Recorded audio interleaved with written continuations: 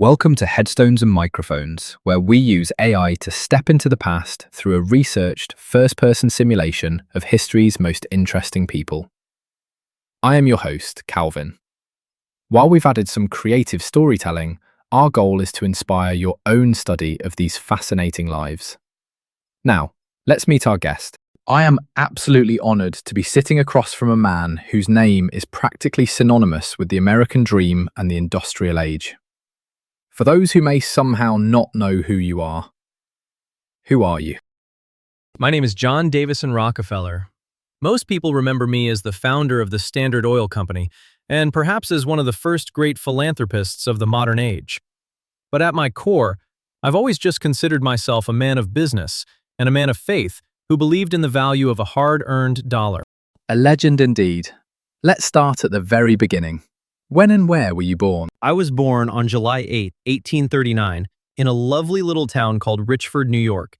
It was a modest start, but a beautiful one. And what was your given name at birth? It was simply John Davison Rockefeller. Is there a story behind your birth name?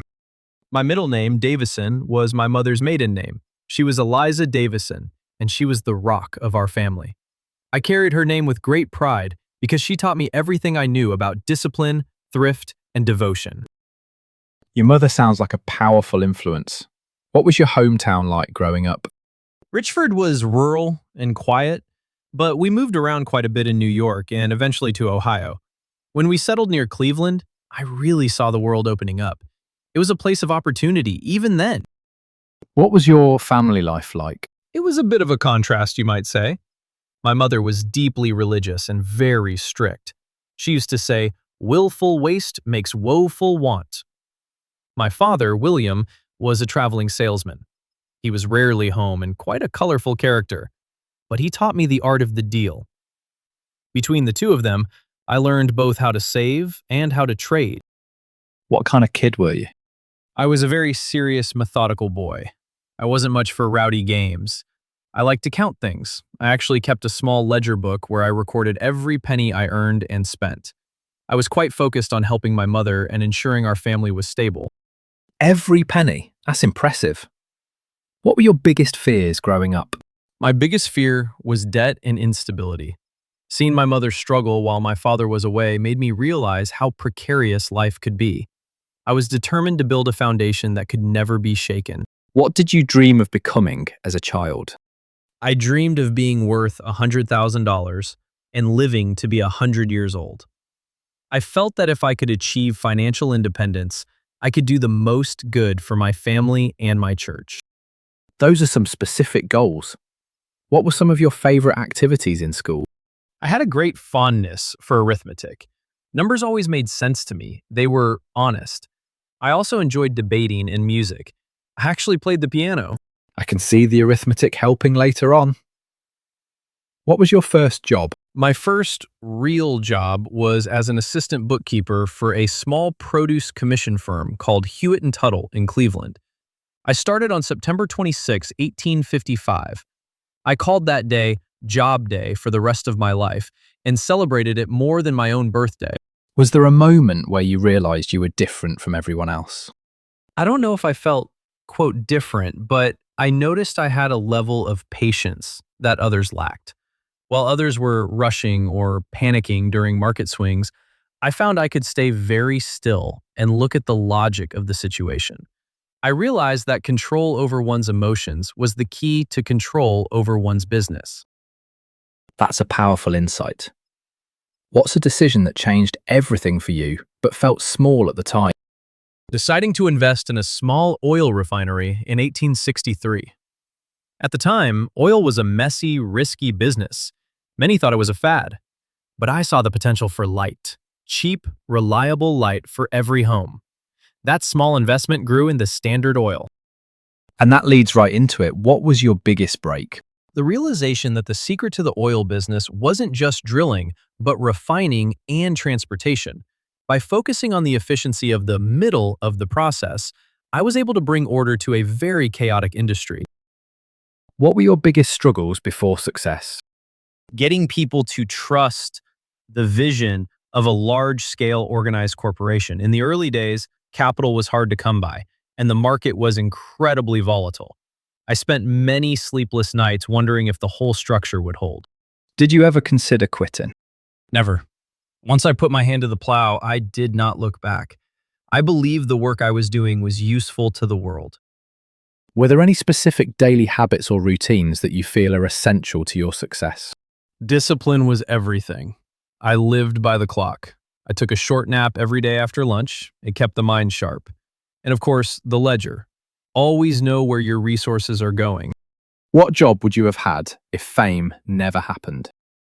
I likely would have been a very happy Baptist minister or a dedicated farmer. I loved the land and I loved my faith.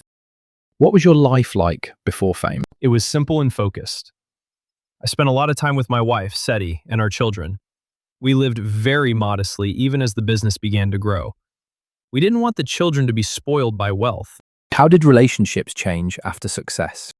It became harder to know who to trust. People see the money before they see the man. I became much more private, leaning heavily on my family and a few very close, loyal business associates. Did fame bring happiness? Success brought satisfaction, but the fame part was often quite heavy. Happiness for me came from seeing my children grow and from the ability to give back through the Rockefeller Foundation. The money was just a tool. The giving was the joy. What was the downside of becoming famous? The public scrutiny. For a long time, I was portrayed as a monster of monopoly. It was difficult to have my motives questioned when I felt I was simply trying to create a more efficient system that lowered the price of kerosene for the common man. What misconceptions did people have about you? People thought I was cold or heartless. In reality, I was just very focused. I actually have a great sense of humor. I loved a good joke and spending time in nature. What was your darkest moment? The period in the early 1890s when the stress of the business and the public attacks actually broke my health. I lost all my hair, even my eyebrows. It was a physical manifestation of the burden I was carrying. It was then I realized I had to retire and focus on my health and my giving. What past regrets did you carry that you spoke about? I sometimes regretted that I couldn't make people understand the why behind my business methods earlier. I felt that if they could see the chaos of the early oil days, they would understand why I sought to bring order to it. What's something people misunderstood about your life? Most people didn't realize that I started tithing, giving 10% of my income to the church from my very first paycheck as a teenager. I didn't start giving because I was rich. I was rich because I practiced the discipline of giving from the start. Tell me about a time when everything went wrong and how did you handle it? During the Panic of 1873, many businesses were collapsing around us. I handled it by staying calm and actually expanding. When others were selling in a panic, I used our reserves to buy, believing in the long-term future of the country. Did fame and fortune change your life? It changed my surroundings, certainly, but I tried very hard not to let it change my soul. I still preferred a simple meal and a walk in the woods to a fancy gala. What personal battles were you fighting privately? My health was a constant battle after my breakdown.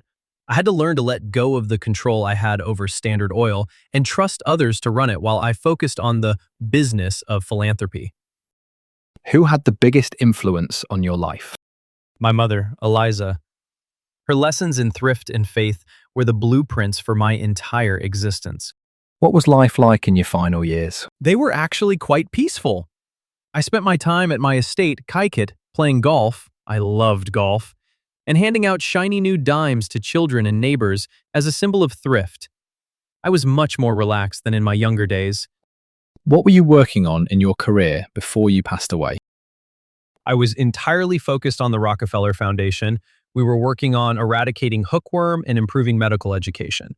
I wanted to use the Standard Oil method to solve the world's problems. When and where did you pass away? I passed away on May 23, 1937, in Ormond Beach, Florida. I was 97 years old, just 3 years shy of my goal of 100. 97 is a fantastic run. What happened?